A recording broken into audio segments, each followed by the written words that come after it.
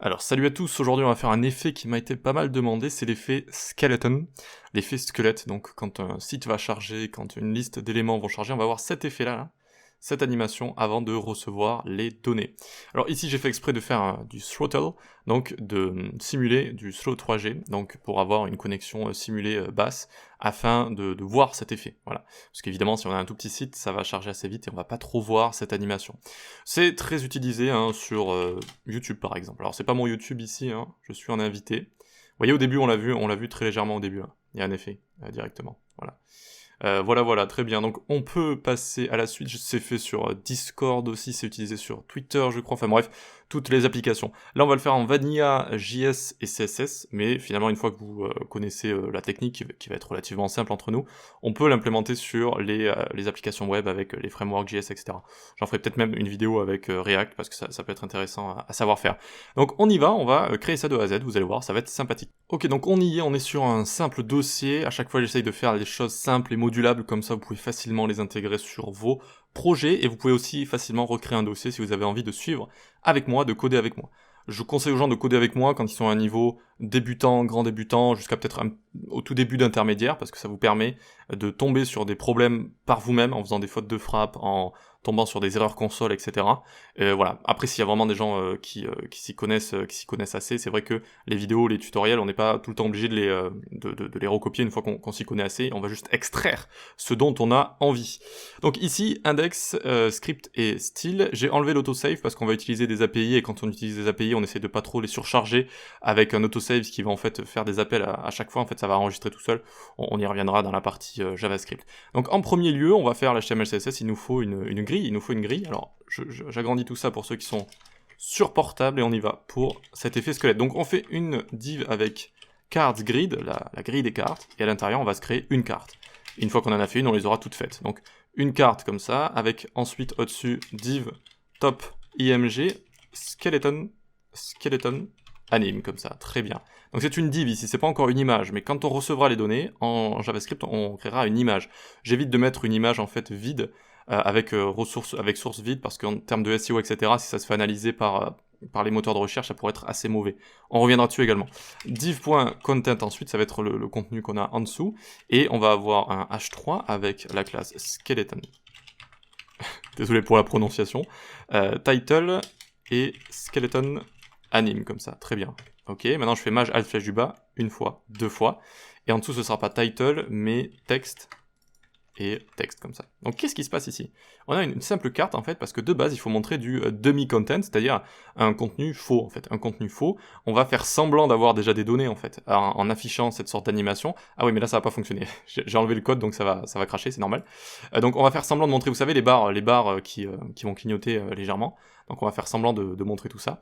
Et donc ce sera pas vraiment du contenu. C'est pour ça qu'ici, pour l'instant, c'est que du skeleton. Ok? Donc ça va devenir très clair très bientôt. Juste ici, comment ça se fait que j'ai pas mon body qui est sombre comme ça, tac. Est-ce que j'ai bien mon style ici? Oui. Alors ici c'est parce que mon body ne fait pas 100% de la hauteur. Donc ce que vous pouvez faire, c'est html,body ici, et vous mettez height 100%. Et donc le body va hériter de la hauteur de l'HTML qui va faire 100% comme ça. Très bien. Donc une fois qu'on a fait une carte directement, on va en placer quelques-unes. Ici, dans l'exemple, j'en avais placé 8. Donc si je fais coller, voilà, et je vais recopier ça. Et donc je colle, ça fait 4, 6, 8. Ok, donc c'est tout le temps les mêmes cartes après, c'est tout le temps les mêmes cartes. Avec ce contenu qui va être pour l'instant faux. Et maintenant il va falloir le styliser, il va falloir styliser tout ça. Donc allons ici, faisons un petit CTRL S, allons dans le style. Donc ici j'ai laissé un petit reset juste ici, juste le linear gradient qu'on a juste là également. Voilà, c'est juste pour démarrer, vous pouvez recopier si vous en avez envie. Et ensuite on descend en dessous. Donc cards grid. Alors ici je pourrais encore plus grossir, voilà, cards grid. Donc display grid pour utiliser CSS grid, qui va être très pratique pour créer cette petite grille responsive. Donc grid template columns, ici on va utiliser un peu de magie. Repeat autofill. Donc tu remplis, min-max, min 300 pixels, sinon 1 FR. Donc tu remplis autant de colonnes que tu peux avec un minimum de 300 pixels, sinon 1 FR. 300 pixels c'est absolu, c'est du dur, c'est des pixels. Un FR, c'est une fractional unit, ça se partage l'espace. Donc ça se partage l'espace, et si on arrive à... on réduit et qu'il n'y a plus assez d'espace pour placer des colonnes, à partir de 300 pixels, boum, ça va en enlever une par une, comme ça, tac, tac, tac. Donc là, déjà, alors ça va fonctionner une fois qu'on aura fini ça, donc je vais vous montrer. Grid gap, donc entre les éléments, le gap, l'écart, il y aura 20 pixels. Ensuite, du padding à gauche et à droite, avec 0,20, ok. Max width 1300, et margin, on va mettre 100 pixels auto 0. Ok, donc assez simple à comprendre, tout ça. Et donc normalement ici, avec la nouvelle intégration de grid et de flex, vous pouvez aller dans Elements, vous pouvez aller dans Card Grid ici. Vous voyez que ça ne fonctionne pas. Pourquoi? Parce que mon display grid ne fonctionne pas. Ah oui, j'ai pas fait CTRL S, trop habitué à l'autosave. Ok, c'est bon, ça fonctionne. Ça fonctionne. F12, très bien. Donc là, on a grid, vous voyez, il y a grid qui est écrit juste ici. Donc je clique dessus. Vous voyez là, c'est écrit. Ah, là, grid juste ici. Et donc en fait, ça a pu me placer combien de colonnes entre 300 et 1 FR? Eh bien, 1, 2, 3, 4 ici. Vous voyez? On a nos différentes colonnes qui sont juste là, vous pouvez les voir juste ici. Ici, en fait, il faut juste comprendre que dès que ça a assez d'espace, donc ça bloque à 1300 pixels, mais regardez, dès que ça a assez d'espace pour placer une nouvelle colonne de minimum 300 pixels, hop, ça la place. Et après, ça s'agrandit, ça se partage l'espace, 1 FR, 1 FR, 1 FR. Dès que j'ai la place, hop, j'en rajoute encore une autre. Et inversement, c'est strictement la même chose. Quand j'ai plus de place pour placer mes 4 colonnes ici, hop, ça descend, là il n'y en a plus que 3. Et dès que j'arrive en fait vers les 900 pixels, en dessous de 900 pixels, eh bien il n'y en aura plus que 2, vu que je pourrais plus placer 3 colonnes de 300 pixels, etc. etc. Voilà. Bon, si c'est la première fois que vous l'utilisez, c'est normal que ça peut être un peu dur à comprendre. J'ai quelques vidéos sur CSS Grid si vous voulez, là c'est pas trop le sujet. Allez, donc on continue. Card, background, F1, F1, F1, donc on va styliser nos petites cartes. On va styliser nos petites cartes, ensuite on va faire top image, donc ce sera l'image en haut. Display block, une hauteur de 200 pixels, une largeur de 100%, pardon, 100%. Background 4C, 4C, 4C, et Object Fit Cover. Alors, qu'est-ce qui se passe ici? Je mets bloc pour top image parce que je vais l'utiliser à la fois ici, ce sera une div, mais ensuite en JavaScript, je vais transformer ça en image. Une image de base est inline, donc je voudrais que ce soit bloc, je voudrais que ça prenne toujours une hauteur de 200, une width. Vu que je donne des valeurs à plus ou moins absolues, comme ça, enfin une valeur absolue juste ici, j'ai pas envie que l'image soit déformée. Donc ici, je vais mettre Object Fit Cover. Donc ça va bien en fait couvrir l'espace qui lui est alloué. Très bien. Très bien, très bien, très bien. Ensuite en dessous, on fait top image. Point, donc attacher un skeleton anime. Ça veut dire quand un élément a à la fois top image et à la fois skeleton anime, alors on lui rajoute l'anime de skeleton. 0.8 secondes, easy out, infinite, alternate. Ok, très bien, on peut se la créer cette anime, elle est très très simple. C'est la plus simple de votre vie.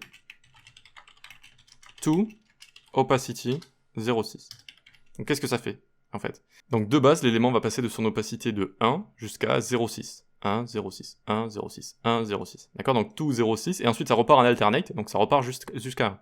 Tac, donc tout 0,6 jusqu'à 1, tout 0,6 jusqu'à 1, à l'infini, de manière easy out, donc là au début à la fin, et voilà, ça dure 0,8 secondes. Donc tac, tac, tac, tac. Ok, très bien.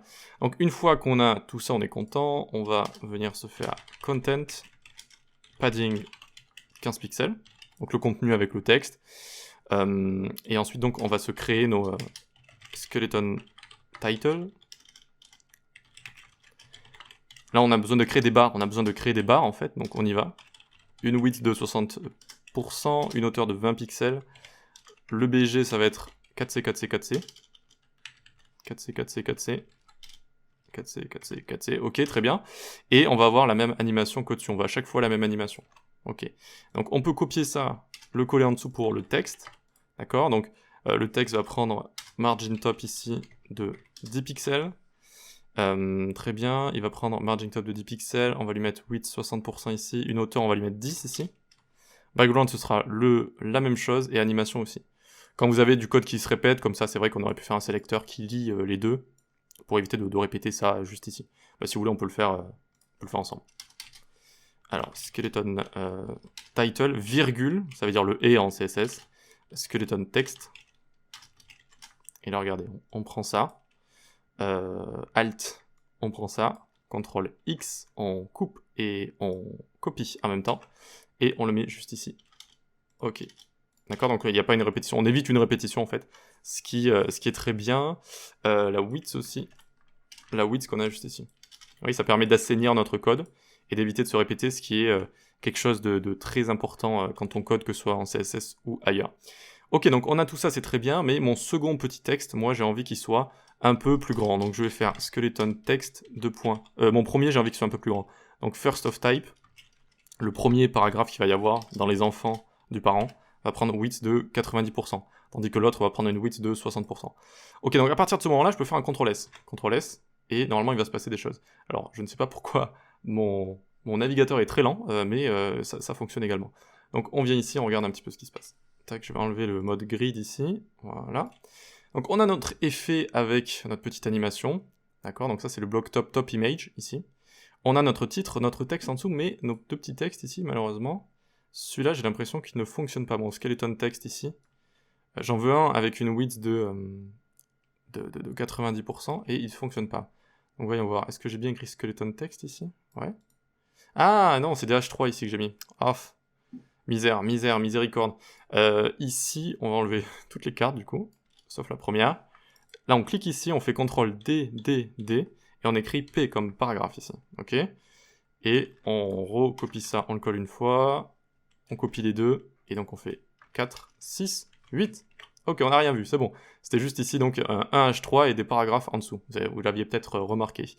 Donc maintenant, j'actualise, très bien, et on est content, on a cet effet qui est un peu plus réel en fait, avec du texte qui va changer. Il y en a un qui est plus grand que l'autre, vous voyez, ça donne un effet assez sympa. Et sinon, vous voyez que l'animation d'opacité, c'est très simple, et c'est très performant aussi. Les propriétés à animer sont transform et opacité, si vous voulez des propriétés performantes, même si c'est en train de changer, mais... Enfin, c'est en train de changer, il y a Chrome qui essaye d'adapter d'autres propriétés, etc. Mais bon, pour l'instant, tenez-y vous. On essaye d'animer le plus possible transform et opacité, sauf exception si vraiment, on peut pas. Voilà, donc ça fonctionne ici, on a bien notre HTML, notre CSS, donc quand on arrive sur le site, bon ben ça fait ça en fait, voilà. On fait semblant d'avoir déjà des données en fait, alors qu'il n'y a rien ici. Ça correspond pas à du vrai texte ici, d'accord? Ça correspond pas à une vraie image. On fait juste semblant en fait, on met du dummy content. Donc maintenant on va faire le JS, vous allez voir, c'est relativement simple. Donc on vient ici, on fait notre petit script. Donc on va avoir const cards grid est égal doc.query selector, et on prend cards grid comme ça. Alors je vais peut-être dézoomer d'un cran comme ça, voilà, comme ça on y verra un petit peu mieux. Ensuite, const cards, c'est toutes les cartes qu'on a déjà mis, qu'on a déjà mises, COD avant le verbe. Query all, .card juste ici, très bien. Ensuite, donc, il va falloir charger ce contenu. Donc j'ai trouvé une API gratuite qui s'appelle Lorem Pixum, je crois. Donc j'ai déjà tapé Free Image API. Et donc là, il y en a, elles sont bien, hein, celles d'Unsplash, etc. Je les utilise dans certains projets dans mes cours, mais elles demandent une authentification, etc. Donc c'est assez embêtant. Ici, c'est Lorem Pixum, voilà, Lorem Pixum.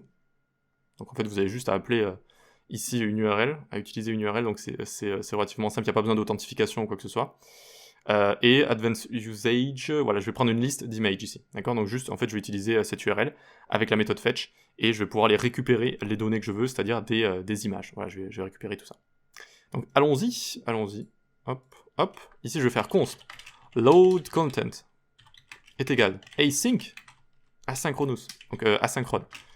Asynchrone, pourquoi? Parce qu'on a envie de faire un appel à une API. Donc const results égale await, on attend le résultat de fetch vers donc https://pixum.photo/v2/list. Ok, donc on fait une appel à cette API via l'URL avec fetch, et ça va retourner une promesse qui va resolve ou reject, et donc on attend ce résultat ici, ça bloque, on attend le résultat, et ensuite on fait autre chose. Ensuite, on fait const data est égal await results.json. La méthode response.json, donc là c'est la réponse qu'on a eue, c'est results comme ça, .json, va permettre de bien mettre en place, analyser le corps de la requête qu'on a reçue, et de pouvoir le convertir en JSON comme ça. Et ça aussi, ça retourne une promesse avec resolve ou reject. Et donc on attend le résultat de cette conversion en JSON qu'on va ensuite pouvoir utiliser. Et donc regardez, ensuite je fais data juste ici, un petit load content en dessous. Donc normalement ça devrait fonctionner, je fais CTRL S. Ça prend du temps, je sais pas pourquoi. Ah, mais je sais pourquoi. Je sais pourquoi ça prend du temps.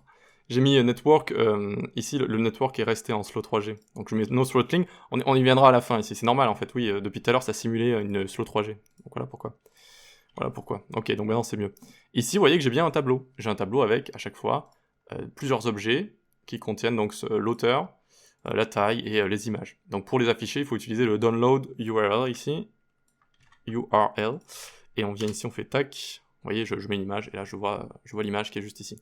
Très bien, on a réussi à recevoir tout ça. Donc ça c'est une très simple manipulation. Quand vous voulez utiliser await dans une fonction, vous mettez d'abord async devant la fonction pour lui montrer que vous l'utilisez await, et vous voulez faire de l'asynchrone juste ici. Et donc ici, je vais attendre le résultat de ma requête vers cette API, et ensuite je vais recevoir tout ça et analyser cette réponse et en extraire du JSON avec la méthode .json comme ça. Une fois que j'ai ça, je vais pouvoir créer le contenu. Donc on évite de tout avoir dans la même fonction. Ici donc je vais appeler create cards avec data que j'ai reçu. Ok. Bon ici on gère pas tout ce qui est erreur d'API, etc. C'est juste pour l'exemple. Déjà c'est très bien comme ça de faire ce genre de choses. Donc on fait const create cards est égal data que ça prend en paramètre ici, d'accord. Donc ce qu'on lui passe en argument ici, donc on a un paramètre data juste ici. Donc là j'ai choisi de créer une variable let card list est égale une chaîne de caractères vide pour commencer. Cette chaîne de caractères, je vais la remplir avec toutes les cartes que je vais créer à la volée avec les différentes images que je vais recevoir. Ok. Donc pour ce faire, je fais une bonne vieille boucle for. J'ai pas envie de boucler à travers un tableau, j'ai pas envie de boucler à travers un objet, donc pas de for off, for in, etc. Je veux juste boucler tout court. Donc je fais let i égale 0, i inférieur à cards.length, i++. Voilà. À l'ancienne. Ok. Donc ici ensuite je vais faire const new card. Donc à chaque fois il y aura une nouvelle carte pour chaque image. J'ouvre les backticks pour faire un template literals. Une expression... non, c'est pas une expression rationnelle, c'est littéraux de gabarit, je crois que c'était traduit en français. Donc template literals nous permet d'utiliser des chaînes de caractères avec des expressions JS à l'intérieur, avec une certaine syntaxe. Donc à chaque fois qu'on veut utiliser une expression JS, on fait $, et on ouvre les accolades. Donc ici, je vais copier une carte en fait. Je vais copier une carte, hein. Hop, tac. Et voilà, on a notre petit template, sauf qu'il faut changer certaines choses. Est-ce que j'ai envie de garder Skeleton Anime sur mes nouvelles cartes que je vais créer? Parce que j'ai toujours envie qu'elle brille comme ça. Non. Donc là, je prends Skeleton Anime, je survole, je fais CTRL-D pour trouver les occurrences, je supprime, et voilà, déjà on est content. Ensuite ici, Skeleton Title, j'ai pas envie de l'avoir non plus, parce que Skeleton Title c'était cette barre en fait, c'est ces petites barres qu'on a juste ici, et j'ai pas envie de les avoir non plus, donc j'enlève ça, j'enlève Skeleton Text également en dessous. Par contre Top Image, je le garde en fait. Pourquoi je le garde? Déjà, je vais le transformer en image déjà. Top Image, il faudrait que ce soit une image. Donc image avec la source qui va être égale à quelque chose, ça je vais vous montrer juste après. Mais je garde la classe Top Image. Top Image, comme ça. Tac. Pourquoi? Parce que ici, en fait, j'ai fait en sorte que Top Image puisse à la fois être utilisé pour l'animation, parce que je lui dis ici que lorsque Top Image a Skeleton Anime, ça fait l'animation. Sinon, ce sera utilisé avec ces valeurs-là, object fit, height, etc. Et donc ça peut être utilisé pour notre image. C'est assez bien optimisé, comme ça on peut à la fois utiliser pour l'animation et à la fois pour l'image. Alors que les blocs en dessous, bon, après ça va être du texte en fait, donc on peut pas l'utiliser pour les deux. Les blocs ici, bon, c'est juste des blocs et on les remplace par différentes choses qu'on va avoir juste ici. On va avoir card title, c'est plus skeleton title, et puis card text, j'avais appelé je pense, card text et card text. Card text. Ok. À l'intérieur, j'avais mis du lorem ipsum, hein, donc ce qu'on va faire, on va faire lorem comme ça, peut-être lorem 10. Tac. Hop. Donc lorem 10, je le mets sur le paragraphe juste là. Ok. Lorem ipsum dolor citamet, je le mets sur le premier. Le tout, c'est de mettre un peu de contenu, hein, c'est tout. Et juste trois mots comme ça au paragraphe en dessous. D'accord? Donc c'est juste pour ajouter du contenu.